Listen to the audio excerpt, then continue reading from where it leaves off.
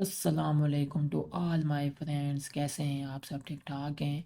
आज की वीडियो का टॉपिक जो है CS 506 यानी कि वेब डिज़ाइन एंड डेवलपमेंट का हमने पढ़ना है, लेक्चर नंबर 27, जिसका नाम है creating a simple web application in Tomcat. ठीक है, इनके क्रिएट करेंगे हम simple web application Tomcat में। तो ये इसका जो है हमारे पास टॉपिक है। तो हम जाएंगे अपनी वर्ल्ड की फ़ाइल पे और यहाँ से आसान अल्फाज में इसका कॉन्सेप्ट समझेंगे। इस लेक्चर में हमें क्या सिखाया जा रहा है, ठीक है। फर्स्ट यहाँ पे हमारे पास है वेब एप्लीकेशन क्या होती है। वेब एप्लीकेशन असल में फ़ोल्डर्स और फाइल्स का एक प्रॉपर स्ट्रक्चर होता है जो टॉम कैट फॉलो करता है, ठीक है।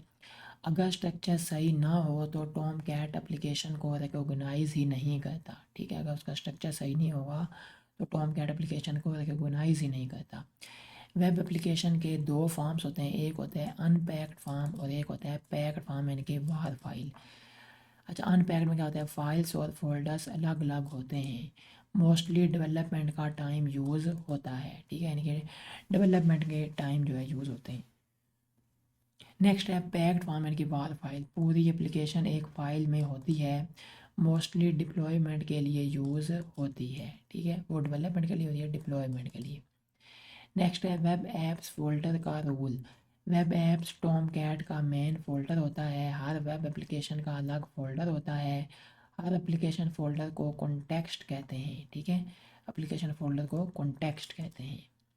एग्जांपल यानी कि अगर ऐप का नाम जो है माई ऐप है तो यूआरएल क्या होगा, HTTP local host 8080 my app, ठीक है।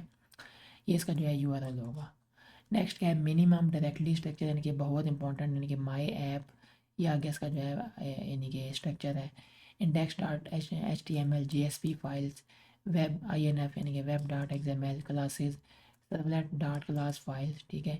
याद रखने वाली बात, वेब इनफ यानी कि केस इंसेंसिटिव है, क्लासेस भी केस इंसेंसिटिव हैं।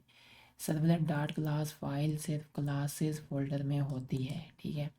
नेक्स्ट आ जाता है वेब इनिफ के अंदर और क्या होता है, यानी कि लाइब्रेरीज होती हैं, dot jar files, external libraries, tags, custom JSP tags, ठीक है। इंपॉर्टेंट नोट यानी कि नया सर्वलेट डायरेक्टली बनाने के बाद टॉम कैट रिस्टार्ट ज़रूरी, HTML और JSP के लिए रिस्टार्ट ज़रूरी नहीं, ठीक है।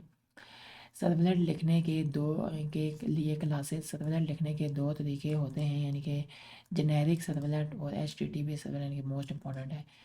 जेनेरिक सर्वलेट क्या होता है, प्रोटोकॉल इंडिपेंडेंट, रेयरली यूज़ होता है।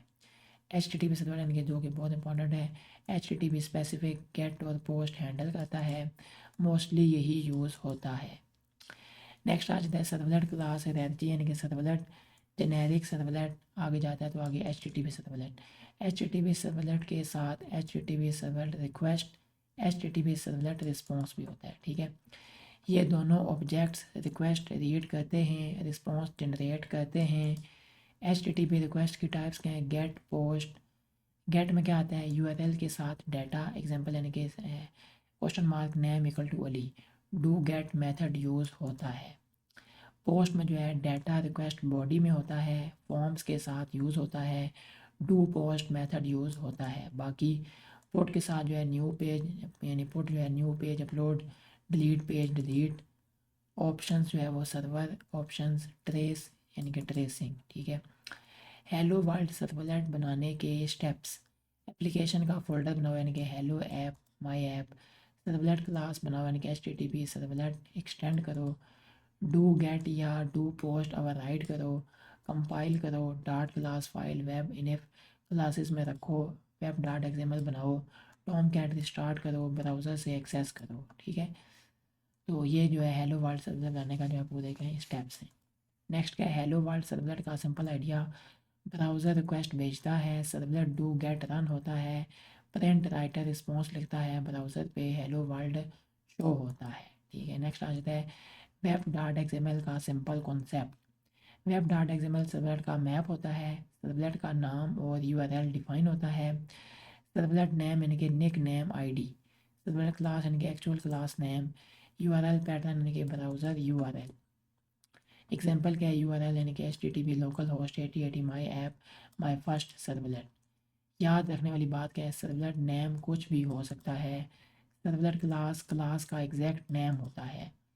आईडीई यूज़ करो तो ये सब ऑटोमेटिकली हो जाता है, ठीक है। अगर आईडीई यूज़ करो तो सब ऑटोमेटिकली हो जाता है। मैनुअल करना कॉन्सेप्ट स्ट्रॉन्ग करता है, ठीक है। नेक्स्ट आगे क्या है, इसके एमसीक्यूज हैं।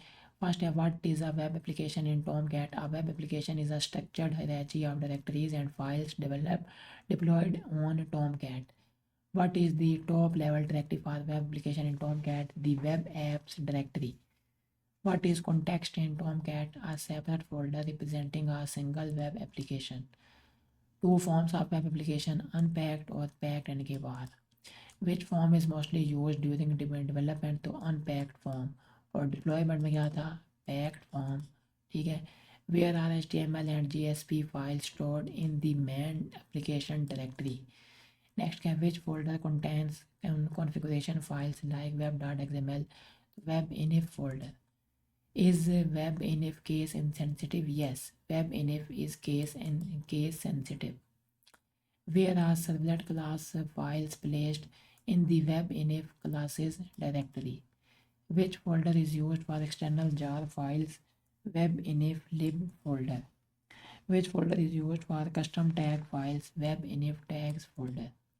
Do you need to restart Tomcat after creating a servlet? Yes, Tomcat must be restarted. Which package contains generic servlet class javax.servlet package? Which package contains HTTP server class javax.servlet.http package? 16th was which class should be extended for HTTP based servlets? HTTP servlet class. What method handles GET requests in HTTP servlet? Do GET method. What method handles POST requests in HTTP servlet? Do POST request. In which request type is data appended to the URL? GET request. In which request type is data sent in request body? तो POST request, ठीक है।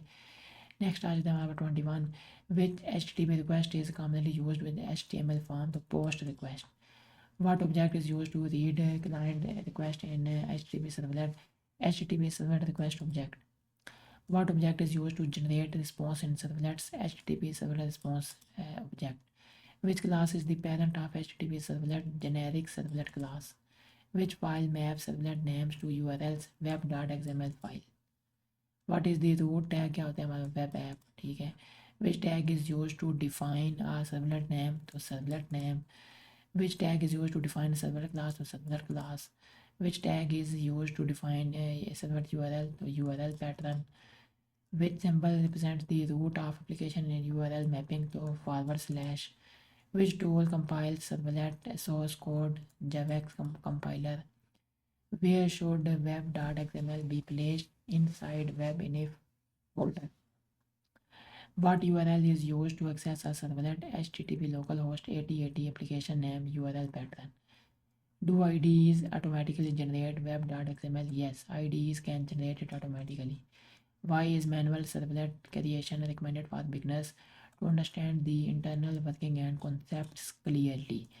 तो यहाँ तक हमारे पास जो है lecture number 27 जो है वो कंप्लीट होता है। उम्मीद है आपको ये वीडियो अच्छी लगी होगी। अगर वीडियो अच्छी लगी हो तो लाजमी वीडियो को लाइक भी करें, चैनल पर नहीं हो तो सब्सक्राइब कर दें। नेक्स्ट वीडियो में आपसे मिलेंगे हम। अस्सलाम वालेकुम रहमतुल्लाहि व बरकातहू।